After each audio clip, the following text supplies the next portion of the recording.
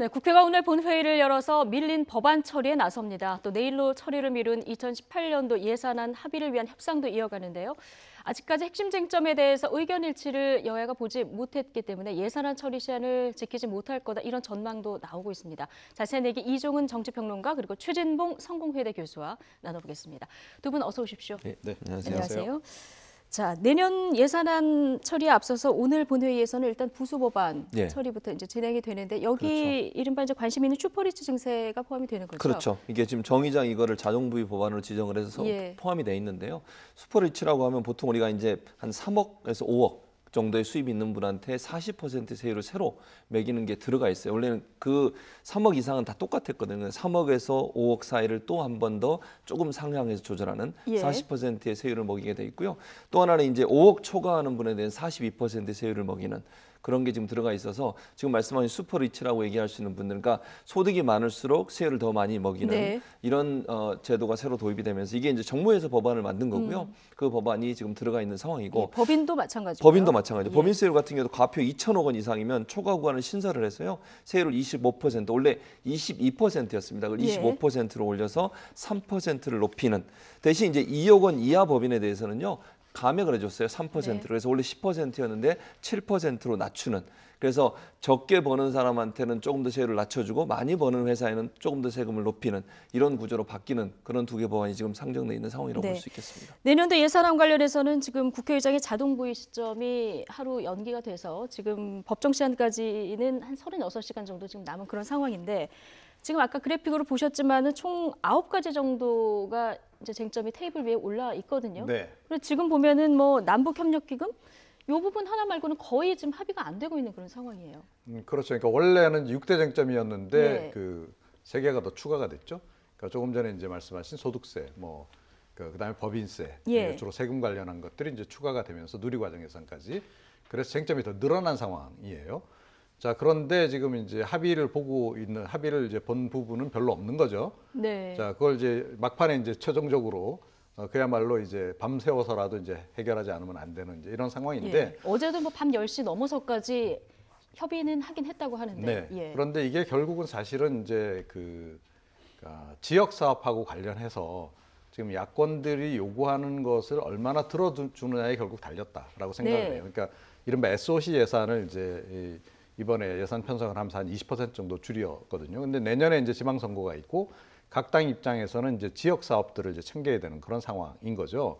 자, 그래서 국민의당하고 더불어민주당은 정책 연대를 해서 지금 이제 KTX 호남 KTX 2단계 사업 그래서 무한공항을 이렇게 거쳐서 나가도록 여기에 합의를 했어요. 그래서 국민의당하고의 이른바 협치는 지금 이제 거의 완성이 돼서 국민의당하고의 이견은 별로 좀 많이 그러니까 많이 사라진 상황인데 나머지 이제 정당들하고 특히 이제 자유한국당하고 이제 어떻게 타결을 볼 것이냐 이 부분이 좀 남아 있죠. 근데 사실은 그래서 자유한국당 쪽에서도 지금 뭐 요구하고 있는 것들이 몇 개 있죠. 예를 들어서 그러니까 무한공항 부분은 그렇게 챙겨주면서 대구공항은 왜 안 챙겨주느냐 이것도 문재인 대통령 공약사항인데 뭐 이런 얘기들을 좀 하고 있고 그래서 결국 SOC 예산 부분을 얼마나 이제 야권이 요구하는 것을 증액을 해주느냐에 지금 달린 문제가 아닐까. 그래서 사실은 이 쟁점이 늘어난 것도 다분히 정치적인 부분이 좀 없잖아 있다. 그러니까 전선을 좀 특히 보수 야당 쪽에서 좀 확대시켜 놓은 일부러 그런 측면이 없지 않아 있다 이렇게 생각을 합니다. 국민의당도 그런데 뭐 만만치 않게 반대하는 부분들이 좀 쟁점별로 있긴 합니다. 430조 예산안 처리 법정 시한에 처리가 될지 궁금한데 야당 목소리를 좀 들어보시겠습니다. 지금 제 그냥 감으로는 예산안 법정 시한 준수가 장담하기 어렵지 않나. 어저께 협상에 임하는 저는 뭐 야당이다 보니까 여당의 여러 가지 돌부처 행세라고 그럴까요? 타협이 잘 안 되는 이런 모습을 보면서 좀 우려의 시각을 좀 갖고 있습니다.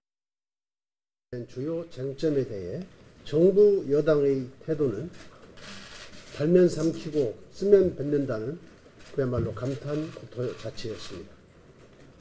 대통령 공약이라면 금과 옥조인 양 신주단지 모시듯 여기며 맹목적으로 밀어붙이고 야당의 요구에 대해서는 한 발짝도 움직이지 않았습니다.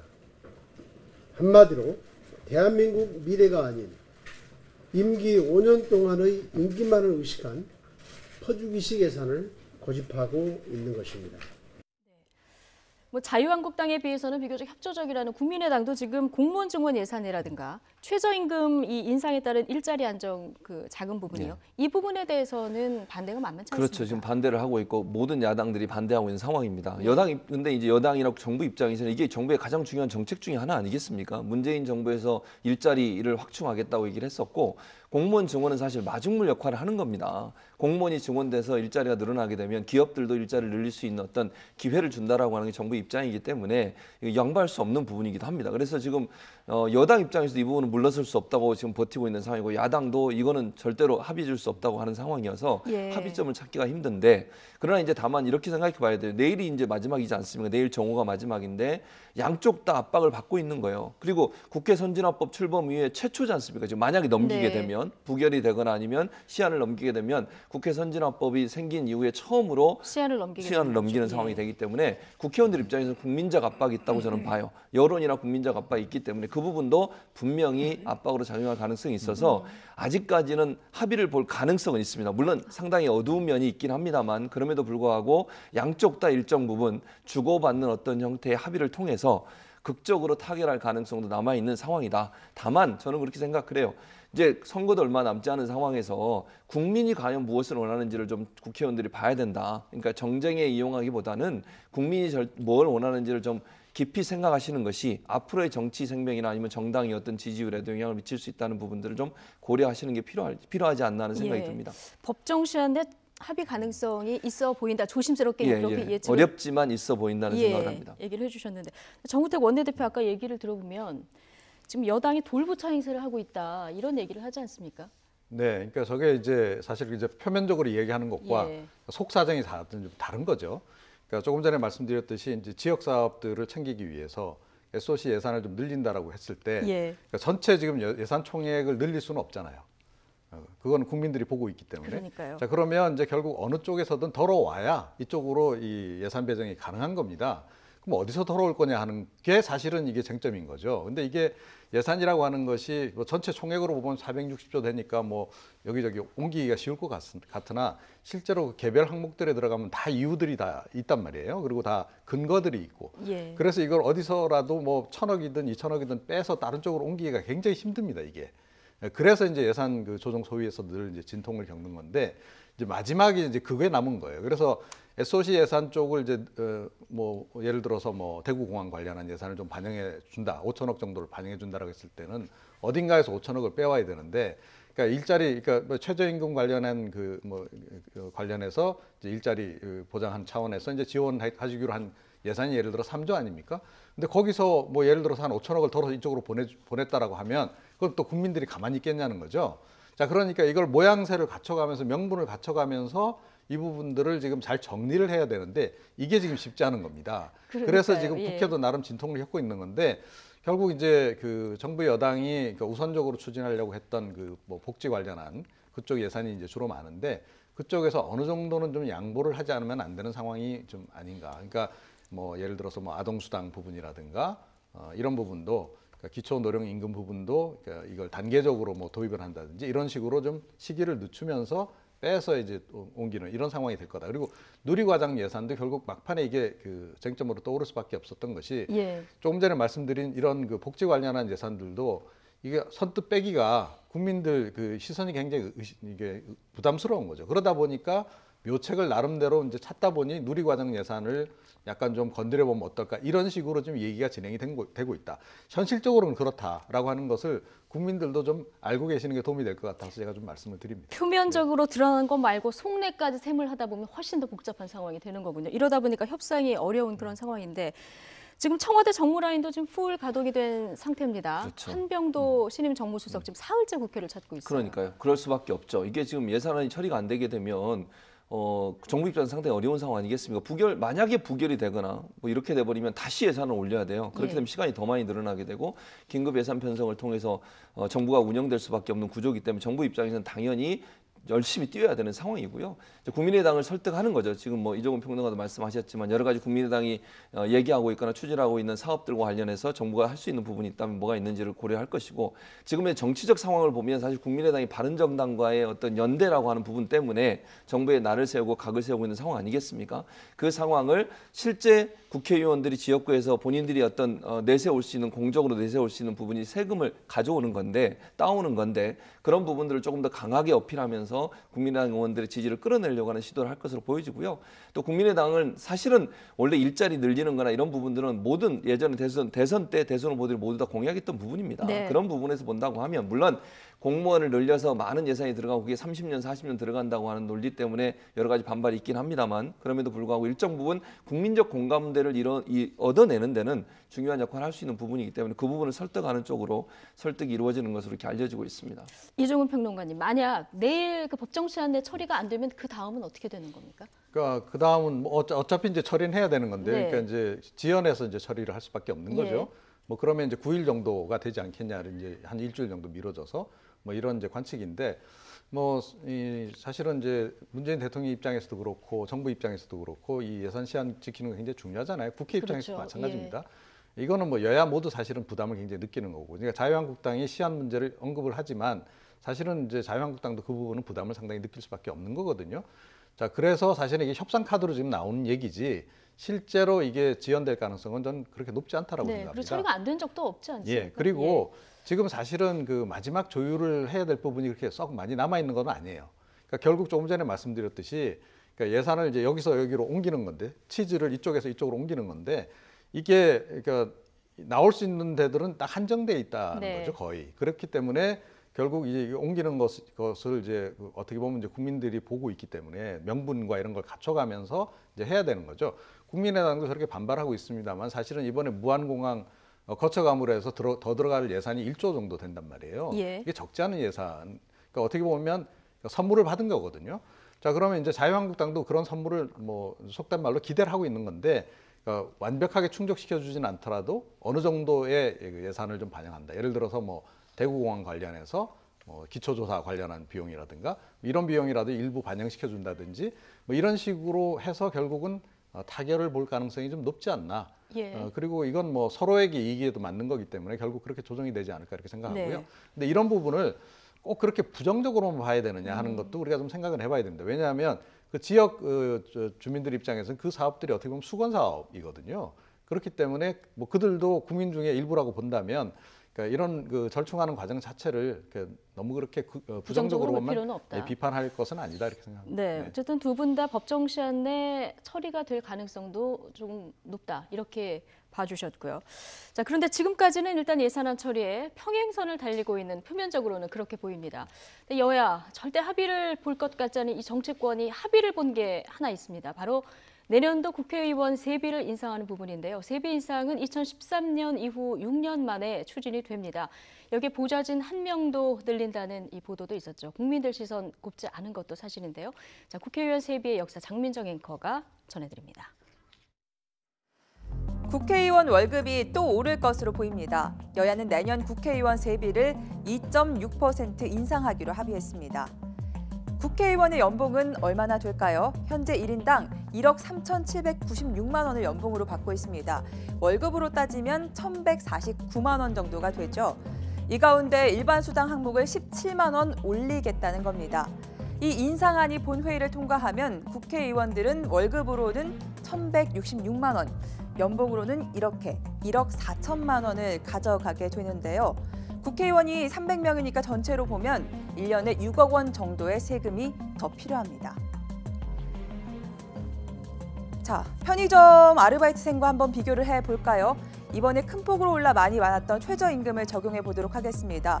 불가능한 가정이지만 1시간에 6,470원을 받으면서 잠도 안 자고 24시간 꼬박 한 달을 일하면 465만 원이라는 돈을 손에 쥘 수 있게 되는데요.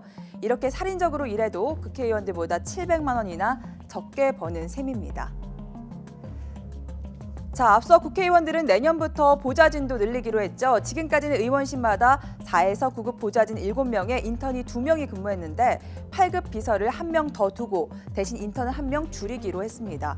국회의원 전체로 보면 비서가 300명 늘어나는 셈입니다. 물론 세비가 2012년 이후 줄곧 동결되긴 했습니다. 하지만 인상 시도가 없었던 건 아닙니다. 2015년 말 세비를 슬그머니 올리려다 비판 여론이 들끓자 인상분을 반납한 일이 있습니다. 정부 전체 공무원 임금비 3% 인상분이 반영된 것으로 국회 운영위원회에서 이를 정액한 것은 결코 아닙니다. 지난해에는 국회의원 특권 내려놓기 하나로 스스로 세비를 동결하자는 다짐도 나왔습니다.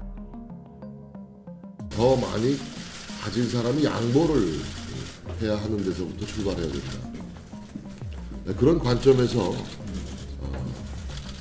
더 많이 가진 사람으로 분류될 수 있는 우리 국회의원, 국민의 대표인 우리 국회의원부터 이 문제를 솔선수범해야 되는 것이 아닌가.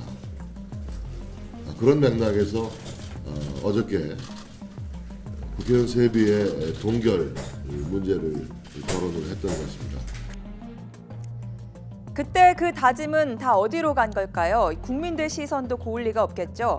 예산안 심의를 할 때는 다투던 여야가 세비 인상에는 한마음으로 의기투합하는 모습에 예산안 처리 땐 대치, 세비 인상 땐 합치라는 따끔한 지적이 이어졌고요.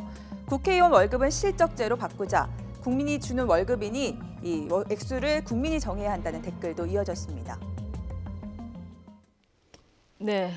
국회의원 월급 실적제로 바꾸자 이런 의견도 지금 봤는데 사실 뭐 6년 만에 2.6% 일만 열심히 한다면야 뭐 2.6% 월급 올리는 거 뭐 국민이 그렇게 그것 때문에 반대하지는 않을 것 같은데요. 동결하겠다, 줄이겠다, 솔선수범하겠다 이런 얘기를 자주 해오지 않았습니까? 그랬었죠. 그러니까 20대 국회만 해도 자유한국당, 전 새누리당 같은 경우에도 절대로 올리지 않겠다고 얘기했어요. 그런데 지금 손바닥 뒤집듯이 금방 바꿔가지고 또 올리겠다고 하지 않습니다. 국민들이 국회가 열심히 일하면 저거에 대해서 뭐라고 불만을 얘기하겠습니까? 제가 볼 때는요, 국민들이 알아서 올려주려고 막 주장할 것 같아요. 그런데 제대로 일을 안 하면서 맨날 싸우시고 이런 식이니까 사실은 국민들의 불만과 비판이 높은 거고요. 또 하나는 너무 지금 물론 여러 가지 논란이 되는 쟁점들이 있긴 하지만 다른 문제는 그렇게 부딪히면서 월급 올리는 데는 저렇게 한마음이 되는지 그것도 이해가 안 돼요. 그리고 네. 비서진 한 명 더 늘리는 것도요. 지금 뭐 그렇게 업무를 하는데 크게 문제가 돼서 비서진 한 명 늘리느냐 하는 부분도 논란이 되고 있는 거 아니겠습니까? 인턴이 하던 일을 비서진이 한다고 물론 더 잘할 수는 있겠습니다만 그 인원을 한 명 더 늘리는데 더 월급을 많이 주는 비서진으로 늘리는 이유가 저는 없다고 봐요. 그런 차원에서 본다고 하면 저는 좀 너무 과하지 않나 하는 생각이 들고요. 예. 1억 4천만 원이라고 하면 일반적으로 우리나라에서 월급 받고 일하는 사람들하고 비교해 보면요, 엄청나게 많은 돈을 받는 겁니다. 국회의원들이. 또 저 월급은 개인적으로 받는 거고 운영하는데 또 다른 운영 세금이 또 들어가고 있는 거 아니겠습니까? 저분들이 뭐 차량 운행하거나 아니면 의원실 내에서 쓰는 비용 같은 경우는 또 따로 책정된 부분이 있기 때문에 개인의 저거를 그 월급으로 받는다는 것은 조금 이해가 안 되고요. 뭐 6년, 7년 동결됐다고 하는데요. 교수들도 요즘 사립대학들은요, 6년, 7년 다 동결돼서 계속 동일한 월급 받고 있습니다.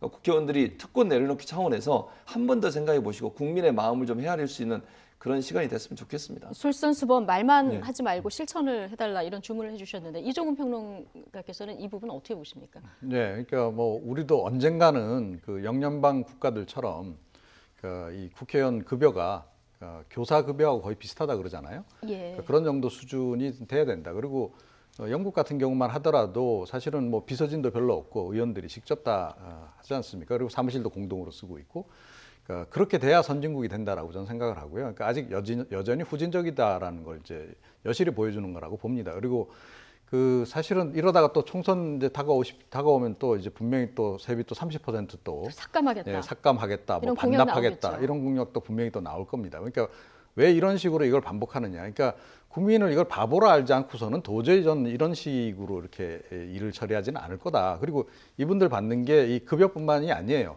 그러니까 논란이 됐지만 뭐 홍준표 대표 그 특수활동비도 있잖아요. 그렇죠. 그러니까 국회에서 이제 상임위원회 관련해서 여러 가지 보직 맡으면 그거 있죠.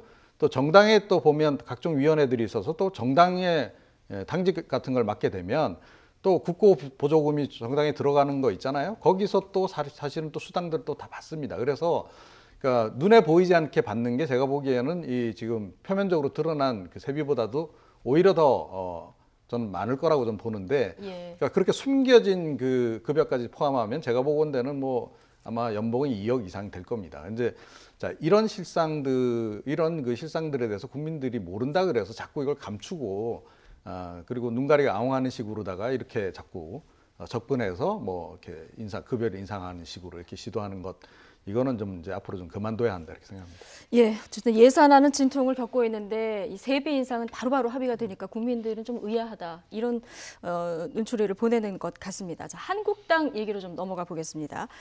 한국당 원내대표 경선이 12일 지금 10여일 정도 남은 거죠. 예, 그렇죠. 예, 지금 보면은 홍준표 대표의 막말 굉장히 뭐 문제다 이런 이야기를 하면서 원내대표의 출사표를 던진 분들이 꽤 많아요. 그렇죠. 지금 사실은 그 전까지만 해도 중립 지역에 있는 제3지대라고 할 수 있죠. 여기에 있는 분들의 후보들이 별로 그렇게 두각을 나타내지 않았어요. 네. 사실은 김성태 의원 지금 바른정당으로 갔다 복당한 김성태 의원이 친홍계의 지지를 받으면서 가장 앞서가는 그런 모습을 보였다가 홍문정 의원은 뭐 친박계를 대표해서 나오는 거 아니겠습니까? 예. 그리고 나머지 이제 중립 후보는 이주영, 그다음에 조경태 의원, 그리고 나경 의원도 있었는데 오늘 이제 불출마 선언했으니까요. 예. 두 분이 있는데 저 두 분이 갑자기 지금 치고 올라오는 그런 양상을 보여주고 있다고 볼 수 있겠는데 이 프레임 전쟁이라고 저는 봐요.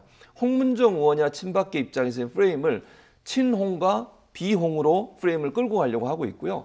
지금 홍준표 대표나 김성태 의원 같은 경우는 그렇게 끌고 가는 게 아니라 친박과 비박으로 끌고 가려고 하는 거예요. 예. 그러니까 두 개가 충돌하는 부분이 있다고 보여지는 거죠. 왜냐하면 친홍과 비홍으로 가게 되면 가장 큰 타격을 입는 사람은 홍준표 대표예요. 그럼 홍준표 대표의 막말을 지금 계속 거론하고 있지 않습니까? 중립지대에 있는 분들이. 결국 친홍과 비홍의 둘 다의 문제가 있고 중립지대에 있는 분들이 제3지대에서 새로운 어떤 것을 모색할 수 있다고 하는 주장을 하면서 나오고 있고 예. 그게 이제 가장 공격 포인트가 뭐냐면 홍준표 대표의 막말들이에요. 대표가 저렇게 막말을 하고 저렇게 다른 동료 의원들에 대해서도 부정적인 얘기를 하는 것이 과연 바람직하냐, 대표의 자격이 있느냐 하면서 이렇게 계파 싸움으로 친홍 비홍으로 가는 것보다는 전체를 아우를 수 있는 중립지대의 어떤 후보들이 더 앞으로 당을 바른 길로 이끌어갈 수 있는 그런 능력을 갖고 있다고 하는 부분들을 좀 강조하면서 지금 자기들의 어떤 프레임을 바꿔가는 장면이라고 볼 수 있겠는데 가장 제가 볼 때 홍준표 대표가 가장 우려하는 것은 친홍 비홍으로 나눠지는 거예요. 예. 그렇게 되면 타격 자체가 홍준표 대표가 될 수밖에 없거든요. 그렇죠. 그리고 홍준표 대표의 말이라는 행동이 결국은 이 원내대표 경선에서 중요한 이슈가 될 수 있기 때문에 본인한테 불리한 상황이다. 이렇게 예. 볼 수 있겠습니다. 말씀해 주신 대로 지금 일명 반홍 진영의 의원들은 지금 홍준표 대표의 막말을 굉장히 한 목소리로 비판을 하고 있는 그런 상황입니다. 이 목소리를 좀 들어보시겠습니다. 말씀은 좀 하여간 가려서 하셨으면 좋겠다 그런 생각이 들고 우리 모두가 이제 하나가 돼서 당을 재건 발전시켜야 되고 국민의 사랑받는 당이 돼야 되는데 그 길이 과연 그렇게 하시는 게 옳은가 이런 것들 한번 생각해 보는 게 중요하지 않을까 싶어요. 그래서. 더 이상 말로 이렇게 갈등과 내용을 부추겨가는 건 바람직하지 않아요. 우리 당이 어려워지는 것, 또 박근혜 정부가 어려워진 것은 사실은 제왕적 당대표, 제왕적 대통령제였다고 생각을 합니다. 지금 우리 정당이 지나치게 제왕적 당대표 체제로 가는 것 아닌가, 이 부분에 대해서 상당히 우려가 큽니다. 네, 이 보수의 품격, 품위, 이 발언 논란 때문에 지금 홍준표 대표 계속 SNS에 매일 글을 올리시는데 이틀째 지금 이걸 딱 끊었다는. 네, 당분간 안 하시겠다는 거 아닙니까? 예. 근데 또 어제 오늘 사이 지금 굉장히 급속하게 새로운 현상이 지금 발견이 되고 있는데요. 어떤 겁니까? 갑자기 자유한국당 내 특히 원내대표 주자들 사이에서 무개파주의가 뜨고 있습니다. 심지어 김성태 의원조차도 자기 친홍계 아니다. 예. 그리고 저 김무성 의원하고도 지난번에 바른정당에서 탈당하면서 약간 좀 인연 좀 끊었다. 난 당파 없어요. 개파 없어요. 지금 그 얘기를 좀 하기 시작했단 말이죠. 근데 다른 후보들도 좀 다 마찬가지예요. 지금 뭐 친박 후보로는 친박계로서는 이제 그 홍문정 의원이 지금 그나마 이제 공식으로 이제 출마 선언을 했는데 홍문정 의원조차도 자기는 친박계 아니라는 거 아닙니까? 자, 이런 식으로 지금 무개파주의가 지금 갑자기 뜨고 있습니다. 그래서 최근에 이제 뭐 이주영 의원이라든가 뭐 조경태 의원도 아마 이번에 이제 출마 선언할 것 같은데 뭐 이런 경우에도 그러니까 중도를 지금 표방하고 있어요. 오히려 당내에서. 자, 그래서 무개파주의가 지금 갑자기 뜨고 있어서 이거를 식별해내기가 좀 어려워진 상황이 지금 오히려 지금 돼버렸는데 이런 상황을 자초한 게 사실은 홍준표 대표죠. 홍준표 대표가 너무 이제 본인이 좀 심중에 있는 김성태 의원을 제외한 나머지 좀 주자군들에 대해서 아주 날석에 좀 비판을 하다 보니 이분들이 지금 전면적으로 다 이렇게 봉기를 한 겁니다, 일종의. 자, 그래서 그 신홍대 비용 구도가 이제 짜여졌는데 비용이 훨씬 더 숫자가 많다는 거죠. 예. 자, 심지어 이제 그 중도 지형에 있던 중간지대에 있던 사람들조차도 이 홍 대표에 대해서 상당히 반감을 갖기 시작하면서 이거 자칫 잘못하다가는 이거 원래 본인이 뜻하는 것을 이루기 어렵겠다라는 생각을 좀 한 것 같아요. 그래서 김성태 의원하고도 일부러 전략적으로 지금 약간 거리두기를 좀 하고 있는 거 아닌가. 일부러. 예, 그렇게 생각을 합니다. 그렇군요. 근데 반홍 쪽에서 원내대표 출마하겠다 나온 숫자가 많기 때문에 이렇게 되면은 이제 단일화가 그렇죠. 변수가 되는 거죠. 그럼요. 당연히 중요한 변수가 될 수밖에 없는 거죠. 만약에 반홍, 친홍과 반홍으로 프레임이 가게 되면 반홍 지형에서 어떻게 합의를 해서 한 명으로 만들어내느냐가 중요하게 되는데 그렇다고 하면 친홍 측에서도 당선을 장담하기 어려운 상황이 되는 거죠. 왜냐하면 지금 현재 이렇게 싸우는 것에 대해서 너무 그냥 진절머리가 난다고 느끼는 의원들도 있지 않겠습니까? 예. 계파 싸움에 대해서. 그러니까 중도층이나 아니면 뭐 친박이라 하더라도 색깔이 약한 친박과 중도층이 연합해서 하나의 후보, 그러니까 중립적인 후보를 내세운다고 하면 그 후보에 대해서 지지가 갑자기 높아질 가능성이 있어요. 제가 볼 때는 그래서 정견 발표도 중요하다고 보고요. 예전에는 사실 투표당 들어가기 전에 이미 결정하고 들어오잖아요. 누구를 찍을지를. 그런데 이번 사안 같은 경우에는 그것도 장담할 수 없는 상황이다. 예. 들어와서 그 후보들이 얘기하는 본인의 정견 발표를 듣고도 바뀔 가능성이 있고요. 또 추세가 어떻게 바뀌느냐에 따라서 민감하게 영향을 받을 수 있는 구조이기 때문에 지금은 누가 이긴다 이렇게 장담하기가 상당히 어려운 상황이다. 다만 중립적인 후보를 중심으로 단일화가 이루어졌을 때는 만만치 않은 영향력을 행사할 가능성이 있다고 보여집니다. 예. 반홍 쪽이 만약 단일화가 되면 김성태 의원 1차 투표에서 과반 넘을 수 있을까요? 이거 어떻게 보십니까? 그러니까 사실은 1차 투표에서 김성태 의원이 그러니까 과반을 넘기지 못하면 네. 사실은 이제 2차 투표에서 이기기가 좀 쉽지 않은 그런 상황이 될 수 있습니다. 그러니까 어차피 이제 표는 막판에는 이제 어느 후보 한쪽으로 이제 쏠리게 돼 있거든요. 결국은 이제 김성태 의원 대 누군가로 이렇게 이제 표가 수렴이 될 가능성이 높은데, 자 이제 그랬을 때 과연 이제 김성태 의원이 과연 이길 수 있겠는가? 그래서 가능하면 지금 1차 투표에서 끝내기 위해서 지금 전력 투구를 하기 시작한 것이고, 그래서 이제 그 중도 지형, 그러니까 중간지대에 있는 의원들 잡기에 지금 황급히 나선 격이다. 네. 김성태 의원 입장에서도 그렇고, 그리고 이제 홍 대표도 그래서 그럼 당분간 내가 그럼 조용히 있어 줄 테니 당신이 혼자서 한번 열심히 한번 뛰어봐. 이렇게 지금 정리가 된 것 같습니다. 예, 홍준표 대표 세를 좀 더 늘려야 되겠다 이렇게 생각을 한 걸까요? 네. 예전에 이제 문을 닫겠다 바른정당 의원들이 이제 넘어올 때 이제는 문 닫는다 이런 얘기 하지 않았습니까? 그렇죠. 예. 앞문은 닫았는데 새 문은 열렸다. 열려 있다 이런 얘기를 또 했습니다. 아무래도 이제 이게 속마음하고 겉으로 표현하는 표현이 다른 거죠. 제가 볼 땐 그래요. 언제든지 제가 볼 땐 이 자유한국당 입장에서는 바른정당에서 누가 나오든 받아줄 가능성이 저는 있다고 봅니다. 예. 자유한국당 입장에서는 이제 야당이지만 아직도 이제 의석수로는 민주당보다 적은 거 아니겠습니까? 그러면 국회에 정말 가장 제1당이 되는 것이 목표라고 볼 수 있겠고요. 그랬을 때 영향이 커질 수밖에 없죠. 민주당은 또 상당히 그렇게 되면 국정 운영에 상당히 어려움을 가져올 수밖에 없는 구조고, 그래서 국회 주도권을 쥐기 위해서는 국회 제1당이 되는 게 필요하다고 판단했을 것이고, 그런 차원에서 본다면 바른정당이 어떤 형태로든 또다시 무슨 뭐 문제가 겹치거나 아니면 지금도 뭐 오늘 교섭단체가 아니기 때문에 국회의원들 입장에서 상당히 좀 어려운 면이 있을 텐데, 그런 부분들을 자극을 해서 다시 자유한국당으로 넘어오게 해서 몸집을 키운 다음에 제1야당으로서의 제1당으로서 국회 제1당으로서의 어떤 프리미엄을 누리려고 하지 않겠나. 그렇게 되면 이제 국회의장 선출 문제나 부의장 문제도 영향력을 행사할 수 있는 상황이 되고요. 민주당이 상당히 이제 국회 운영에 있어서 어려움을 가져올 수 있는 상황이 되기 때문에 예. 그런 차원에서 아마 홍준표 대표 입장에서는 말은 문을 닫았다고 얘기하지만 지금 뭐 새 문이 열려 있다고 얘기한 것처럼 언제든지 바른정당에서 나오는 사람들을 받아줄 용의는 있을 것으로 생각이 됩니다. 네. 아니 그 샘문이 예. 더 큰 집도 있잖아요. 그러니까 지금 이제 사실은 이게 원래부터의 생각이었다라고 저는 봐요. 그러니까 지난번에 이제 추가 입당 받지 않겠다, 문 닫았다라고 얘기한 것은 물론 이제 그 개별 대상으로 약간 껄끄러운 대상도 있긴 해요.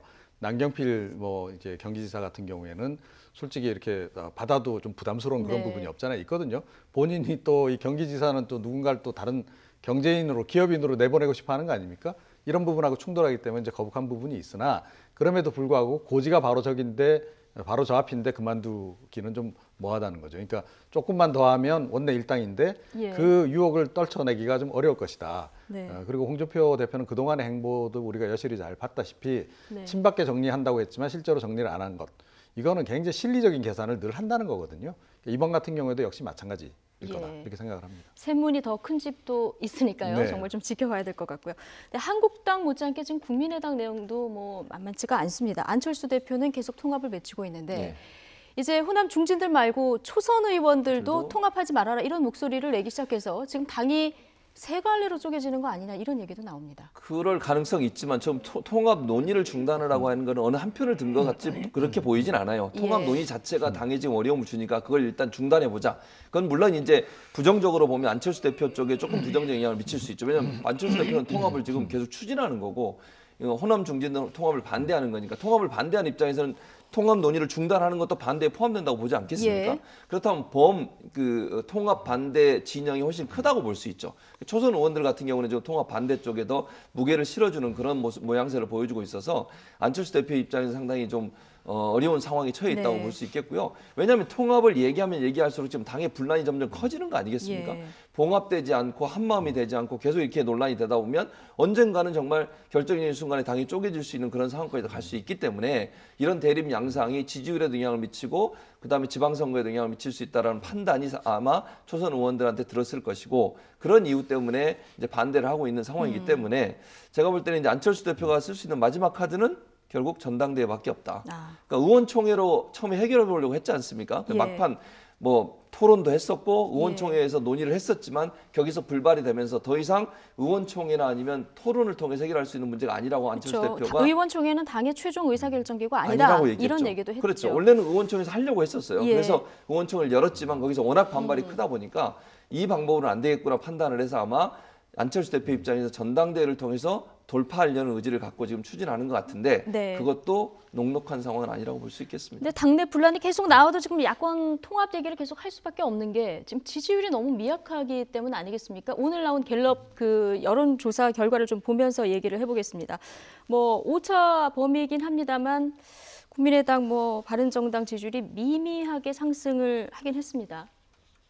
근데 이제 바른정당이 더 이제 높아진 게 인기를 끌잖아요. 그렇죠. 그러니까 바른정당보다도 지금 국민의당이 지지율이 더 안 나와서 되겠습니까? 국민의당은 지금 계속 계속 꼴등인 그러니까 것 같아요. 의석수 대비 비교를 하더라도 이거는 말이 안 되는 그런 이제 수치인 거죠. 그래서 국민의당이 뭔가 지금 잘못 가고 있다라고 국민들이 지금 생각을 하고 있는 겁니다. 그러니까 특히 지지 세력들이 그렇게 생각을 하기 때문에 이 정도 지지율밖에 안 나온다. 바른정당은 왜 3% 올랐을까요? 글쎄요. 그건 약간의 기대감. 반영이 아닐까 이렇게 생각을 합니다. 자, 그런데 사실은 이것도 이제 좀 지켜봐야 되는 거고요. 그러니까 많이 올랐다라고 보기는 좀 이제 뭐하다 이렇게 생각을 합니다. 그리고 그러니까 국민의당의 이번에 그 초선 의원들이 입장을 밝힌 것은 만약에 그 안철수 대표가 탈당을 해서 탈당을 결행해서라도 바른정당과 통합을 한다라고 전제를 했을 때 우리 못 쫓아갑니다라고 얘기를 한 겁니다. 이거. 그러니까 초선 의원들 상당수가 비례대표거든요. 그러니까 비례대표는 아시겠지만 뭐 당을 이탈하는 순간 이제 의원직 상실이 되기 때문에 못 한다. 그래서 사실은 공식적으로 명쾌하게 통합에 반대한다는 의사를 좀 피력한 것으로 저는 그렇게 좀 해석을 합니다. 지금 여론조사 결과를 보면 국민의당, 바른정당은 올랐어도 두 당의 지지율 합쳐도 겨우 이제 10%가 넘는 그런 상황인데요. 하지만 두 당은 통합할 경우 굉장히 시너지가 커질 거다 이렇게 예상을 하고 있습니다. 이 목소리 들어보시겠습니다. 연대와 통합을 한다고 어떤 수위 조절이 어디까지 갈 수 있느냐, 뭐 이런 부분 속에서 이제 당내 의원들 간에 이제 다양한 의견들이 있는데 이런 부분들은 아무래도 시간이 지나면서 어떤 그 당원들과 지지자들의 의견 또 전체적인 어떤 국민 여론 또 정치 상황 뭐 이런 속에서 결정돼 가지 않겠는가 이렇게 보고 있습니다. 적어도 뭐 내년 초까지는 큰 가닥을 잡아야 되지 않겠는가. 신생 창당이 아니고 신설 합당 이런 정도로 간다면 그 법적인 절차가 굉장히 간소하기 때문에 물리적인 시간이 또 크게 이렇게 제약받을 이유도 없다 또 이렇게 보고 있습니다. 불통에 대한 이제 그렇게 친화적으로 이렇게 하니까 지금 70%인데 그 중에 한 30-40%가 어디 가실 데가 없어서 그냥 지켜보면서 그래도 민주당이다 이렇게 하고 있는 거의 한 37%가 중간층이었어요. 제가 보니까 그 지켜보고 있는 데다가 우리가 빵 터지게 한번 새로운 미래 비전을 갖고 나가면 새로운 정당이 새로운 힘을 가질 수가 있다. 지금 바른정당 정운천 의원 중간층이 한 37% 정도 되는데 새로운 미래 비전을 가지면 이 흡수할 수 있다 이렇게 보는 거 아니겠습니까? 그렇게 흡수할 수 있을까요? 보고 있죠. 근데 저는 조금 부정적이고요. 예. 그렇게 보시는 것에 대해서. 왜냐하면 우리나라 국민들의 정치 성향들을 대체적으로 보면 물론 뭐 일반화시켜서 얘기하기는 좀 무리가 있을 수 있습니다만 정치 색깔이 좀 선명한 부분이 있어요. 예. 다시 말씀드리면 진보와 보수라고 하는 큰 틀에서 어느 정도 본인들의 마음을 정해놓고 계시는 분들이 저는 많다고 보거든요. 예. 그렇다고 하면 지금 바른정당과 국민의당이 합쳤을 때 그러니까 정체성을 어떻게 가져가? 물론 이제 중립이라고 얘기하는데 그 중립이라고 하는 것이 어떤 형태로든 진보나 보수 쪽에 일정 부분 경도돼 있을 가능성이 있거든요. 그러니까 명확하게 중도가 있을 수 있겠습니까? 예. 저는 그건 불가능하다고 보는데 그렇다고 하면 지금 안철수 대표나 아니면 유승민 대표가 갖고 있는 생각과 가치관이 어떻게 융화돼서 그게 뭐 우리가 보통 얘기하면 멀팅팟이라고 하는데 하나로 융화돼서 하나가 될 수 있느냐 하는 부분에서는 제가 볼 때는 의문을 가진 분들 많다고 저는 생각을 예. 해요.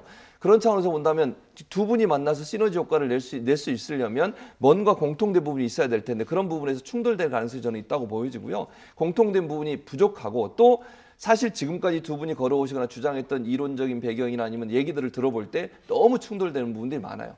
그렇다면 과연 그러면 뭐 호남을 기반으로 하고 있는 국민의당과 어쨌든 대구나 영남권을 기반으로 하고 있는 바른정당이 과연 합쳐졌을 때 그분들이 다 따라와서 지지해 줄 거냐 하는 부분에서 의문이 있기 때문에 네. 지금 뭐 정운천 의원이 제시하신 30몇 % 이상의 지지를 얻기가 쉽지만 않을 거라는 생각이 듭니다. 예. 자, 이런 분위기 속에 안철수 대표 어제 보수 텃밭이죠. 포항과 대구를 찾았습니다. 이 TK에서도 통합에 대한 강한 의지를 드러냈는데요. 들어보시겠습니다. 바른정당과의 그런 연대 통합에 대해서 여기에 계신 분들은 한 분도 빼놓지 않고 100% 모두 다 찬성하고 계셨습니다. 그래서 지역마다 다니면서 여러 가지 또 말씀들을 계속 듣겠습니다. 이제 정책연대가 시작이 됐고 그 정책연대를 바탕으로 해서 이것이 제대로 잘 되고 서로의 그 생각들이 확인이 된다면 공통점들이 이제 확인이 된다면 그다음 선거 연대 논의들을 시작해 보겠다. 네, 지금 TK 당원들은 뭐 연대 통합에 대해서 한 분도 안 빼놓고 100% 지금 뭐 찬성하고 있다 이런 얘기를 지금 들어봤는데 지금 안철수 대표 호남은 9월이 마지막 방문이었거든요. 그런데 지금 TK는 가고 호남은 조금 미루는 이건 왜 그런 걸까요? 뭐 아무래도 좀 호남 중진들하고의 약간 갈등 뭐 예. 그런 게 좀 의식이 됐겠죠. 그리고 좀 약간 의도적으로 좀 그러는 것 같긴 해요. 그러니까 당장은 지금 어찌됐건 바른정당하고 이 통합을 좀 성사시켜야 될 필요성이 있기 때문에 최근에 이제 유승민 그 대표가 약간 좀 안철수 구하기에 지금 나선 상황이잖아요. 그 자유한국당하고는 뭐 통합하기 어렵다라는 식으로 얘기를 하고 있고 그쪽하고 선을 그으면서 어찌됐건 좀 이렇게 약간 도와주는 그런 그 모습을 보이고 있는데 그것에 지금 호응하고 있는 그런 모습을 지금 보이는 겁니다. 그래서 두 사람이 약간 지금 그나마 최근 들어서는 호흡을 조금 맞추는 것 같아요. 네. 네, 그건 좀 통합과 관련해서 약간 긍정적인 신호일 수 있는데 그런데 이제 국민의당 안철수 대표가 어떤 순간에도 잊어서는 안 되는 것은 그러니까 호남을 버리고 가는 것은 굉장히 위험도가 있다라는 것과 그랬을 때 과연 중도 지형에 있는 지지자들이 과연 지지가 다 몰릴 것인가 하는 부분에 대해서 조금 더 고민을 좀 해가면서 노선을 좀 정립해 나가야 하지 않을까 이렇게 생각합니다. 예, 정치권 통합 얘기는 여기까지 하고요. 파면 팔수록 정말 놀라운 이야기들이 쏟아지고 있는 국정원 얘기를 좀 해보겠습니다. 원세훈 전 원장 200만 달러, 한 20억 원이 조금 넘는 그렇죠. 예. 그 돈을 이제 유용한 어제 그 보도가 나와서 놀랐는데 예. 이게 이제 자금 세탁 의혹까지 받은 데다가 여기에 또 그 원세훈 전 원장의 부부가 사용하는 공간, 예. 이 공간을 인테리어를 하는데 그 비용이 10억입니다. 그런데 이 돈을 해외 공작비로 썼다는 예. 이런 또 보도가 나왔습니다. 그러니까 이거 황당하지 않습니까? 예. 그 개인이 사는 집을 자기 월급도 아니고 해외 공작비, 정부가 세금으로 공작 열심히 해서 우리나라 안보를 잘 지키라고 부여해준 그 세금을 가지고 했다. 이해가 됩니까? 이게 어디냐면요. 지금 안보전략연구원이라고 국정원 산하의 연구원이 있습니다. 이게 예. 자금 세탁의 하나의 도구가 되고 있는데 스탠포드 대학에 돈을 보내면서도 이 안보전략연구원을 통해서 보냈어요. 바로 보내지 않고. 예. 그러니까 이게 연구기관이기 때문에 국정원에서 운영하긴 하지만 국가 전략이나 안보를 위해서 연구하는 그런 연구기관을 통해서 돈을 보냈다는 것이 또 문제가 되고 있고 또 하나는 이제 이 안보전략연구원이 새 들어 있는 건물의 펜트하우스 맨 꼭대기층이 예. 지금 원세훈 전 원장이 본인의 공간으로 새로 계약을 해서 구입을 해서 근데 원래 공간이 다른 데 있어요. 그러니까요. 있는데 저걸 다시 이쪽으로 안보전략연구원이 건물이 세 들어 있는 그 건물의 맨 꼭대기 층을 임대를 해가지고 또 10억 원을 들여서 인테리어를 한 이런 상황이라고 볼 수 있겠습니다. 원래 집무하는 공간이 있는데 여기에 이렇게 공간을 만드는 이유는 뭡니까? 무슨 용도로 지금 만든 겁니까? 원래 용도는 특별히 밝히질 않았어요. 그래서 그게 더 황당하죠. 국민들 입장에서는 아니 원래 공간이 있는데 또 다시 이곳에다 공간을 만드는 것이 말이 되느냐. 이게 우리가 일반적으로 상식적으로 생각하는 부분 아니겠습니까? 근데 원세훈 전 원장 같은 경우는 그걸 개의치 않는 것 같아요. 국정원 돈 특활비는 아무도 모르게 내 마음대로 쓸 수 있다. 이런 생각을 갖고 있지 않고서야 어떻게 저런 식으로 부인이 사적으로 공간을 꾸미는 일이나 아니면 본인이 사는 집을 공간을 저렇게 호화스럽게 만들 수가 있겠습니까? 정말 세금이 정말 국민의 피땀 흘려서 번 돈의 일부를 떼서 그걸로 국가를 운영하는 세금인데 그 돈을 가져다 저렇게 썼다고 하는 걸 보면 얼마나 해이해졌나. 저 특활비를 어떻게 생각했으면 저렇게 썼을까 하는 생각이 들 수밖에 없고요. 그러니까 원세훈 전 원장은 제가 볼 때는 세금이라고 보지 않고 개인의 사적인 돈으로 받던 것 같아요. 특활비를. 왜냐하면 이건 보고도 안 하고 내 마음대로 써도 되는 돈이다 이렇게. 그 스탠포드 대학 같은 경우에도 저분이 국정원장 하기 전에 스탠포드 대학의 아태 연구소에 연구원으로 가 있었던 적이 있었어요. 그때 인연이 있었던 거죠. 그 아태 연구소에 돈을 보내놓은 거예요. 그 인연으로 퇴임 후 자리를 좀 마련해 보고자 한 왜냐하면 스탠포드 대학 아시아 태평양 연구소 같은 경우에는 아시아 태평양 지역에 있는 분들이 일정 부분 와서 연구도 하고 거기에 기거를 하면서 뭐 적을 두는 경우가 많거든요. 그런데 대부분 돈을 가지고 오는 경우가 많아요. 스탠포드 대학에서 본인들이 돈을 내서 그 사람들 연구원을 고용하는 경우는 극히 제한적입니다. 그럼 결국 본인이 받을 월급이나 아니면 거기 생활비를 일정 부분 가지고 여러 가지 방법을 통해서 가지고 가서 거기에 학교에 기부하는 형식으로 해서 그 돈에서 돈을 받는 이런 형태로 구성이 되는데 아마 원세훈 전 원장도 미리 돈을 보내놓고 본인 퇴임 이후에 스탠포드 아태 연구소에 연구원으로 가려는 시도를 했을 가능성이 있고 이제 그게 2013년에 이제 출국이 금지되면서 무산이 됐습니다. 본인이 끝나자마자 댓글 사건이 문제가 되면서 출국 금지가 내려지는 바람에 가지 못했는데 그래서 그 돈이 지금 아태 연구소에 지금 돈이 있는 거 아니겠습니까? 근데 그것도 국가 세금으로 가 있는 돈이기 때문에 이거는 본인의 개인적인 사적인 어떤 욕망과 본인의 개인적인 영달을 위해 사용했다고 하니까 이건 정말 불법적으로 하는 행동이라고밖에 볼 수 없겠습니다. 본인의 퇴임 후 자리를 왜 국민 세금으로 이걸 마련을 하는지 좀 이해를 할 수가 없고 또 어떻게 하면 리모델링 비용이 10억 원이나 드나 국민들 입장에서는 사실 10억짜리 집도 굉장히 비싼 집 아니겠습니까? 굉장히 이제 눈높이에 맞지 않는 그런 얘기인데 원세훈 전 원장 지금 법정 구속된 상태 아니겠습니까? 그런데 한 보도에 의하면은 원세훈 전 원장의 부인이 이명박 전 대통령의 사저를 찾아가서 항의를 했다 이런 보도도 나오더라고요. 네, 뭐 왜 그런지 모르겠어요. 그러니까 뭔가 이제 이유가 있겠죠. 그러니까 뭐 좀 도와달라 뭐 이런 의미로 이제 간 것 같긴 한데 그런데 사실은 이명박 전 대통령도 지금 뭐 누구를 좀 도와줄 형편이 아니지 않습니까? 자기를 향한 지금 수사의 압박이 지금 뭐 다방면에서 지금 이제 오고 있잖아요. 그런 상태에서 좀 대처하기가 힘든 그런 국면인데 이게 좀 의미하는 게 과연 뭘까 이 생각을 좀 해봐요. 그러니까 이게 원세훈 전 원장이 그러니까 자기가 살기 위해서는 어느 시점에선가는 그러니까 이명박 전 대통령과 관련한 부분을 실토하지 않을 수 없는 상황이 올 것 같아요. 그 상황을 대비하는 게 아닐까. 그러니까 이렇게 우리가 그러니까 이명박 전 대통령을 지켜주기 위해서 애를 쓰고 있는데 당신이 우리를 안 도와준다면 우리도 이거 어쩔 수 없다라고 하는 그런 시그널을 보낸 것일 수도 있다라는 생각도 좀 들어요. 그래서 이게 조금 이제 지켜보면 이제 알 것 같고요. 그리고 원세훈 전 원장이 이제 이번 일탈과 관련해서는 저는 이런 의문을 제기하고 싶어요. 이명박 전 대통령이 이 모든 일을 전혀 몰랐을까? 전혀 몰랐을까? 예. 그러니까 수십억을 들여서 뭐 이렇게 안가를 사저로 거의 꾸며가지고 뭐 썼다라든지 또는 이제 뭐 20억씩 이렇게 스탠포드 대학으로 퇴임 이후를 대비해서 돈을 보냈다든지 그러니까 이 원세훈 전 원장이 늘 그 이명박 전 대통령을 독대를 하면서 일을 이제 해오지 않았습니까? 그리고 이명박 전 대통령하고 원세훈 전 원장 두 사람의 관계를 볼 때 원세훈 전 원장은 절대로 이명박 전 대통령이 모르게 그러니까 자기가 임의로 뭔가를 이렇게 할 인물은 못 된다라고 하는 평가가 일반적이라는 거죠. 그래서 이것도 그러니까 어떻게 보면 주군에게 양해를 구하고 다 이루어진 일일 가능성이 굉장히 높다라고 좀 보고요. 그래서 사실은 이명박 전 대통령도 이 특활비와 관련해서 뭔가 좀 관련된 부분이 있을 가능성이 좀 높다 이렇게 생각을 합니다. 예. 지금 이런 국민적인 비판 속에서 국정원 개혁 작업이 속도를 내고 있는 그런 모양인데요. 지금 간판을 새로 바꾸기로 했잖아요. 이름을 그랬었죠. 바꾸기로 했는데 그때 이걸 영문으로 좀 바꿔보니까 그러니까요. ISIS, 예, IS입니다. 되죠. 이건 예. 조금 다시 좀 생각을 해봐야 될 것 그러니까요. 같다는 생각이 드는데요. 이게 어쩔 수 없이 이제 아마 대외안보정보원이란 말을 영어로 쓰다 보니까 저렇게 나온 것 같은데 이거는 조금 고민을 해보실 필요는 있다는 생각이 듭니다. 오해를 하게 되면 IS 아니냐 이렇게 오해가 될 수 있어서 물론 이제 어쩔 수 없이 그 영어로 그대로 번역해서 쓰면은 저렇게 나올 수밖에 없다고 하면 뭐 어쩔 수 없는 부분도 있긴 하겠습니다만 그냥 명칭은 어쨌든 지금은 정해진 게 아니지 않습니까? 이거는 이런 것으로 했으면 좋겠다라고 이렇게 지금 제안이 들어온 상황이고요. 이건 이제 국회에서 논의를 통해서 어떻게 바꿀 거냐를 논의할 거니까 그 과정에 있어서 일정 부분 이 부분이 좀 반영돼서 그래도 외국에 우리가 우리나라 정보기관을 소개할 때 약자로 소개를 할 텐데 그것이 그러니까요. 부정적으로 비춰지는 것은 바람직한 부분은 아니라는 생각이 듭니다. 또 트럼프 대통령이 제일 싫어하는 게 IS 아니겠습니까? 그렇죠. 예, 이 명칭은 다시 한번 좀 생각을 해보는 게 좋을 것 같다. 이런 지적을 해주셨습니다.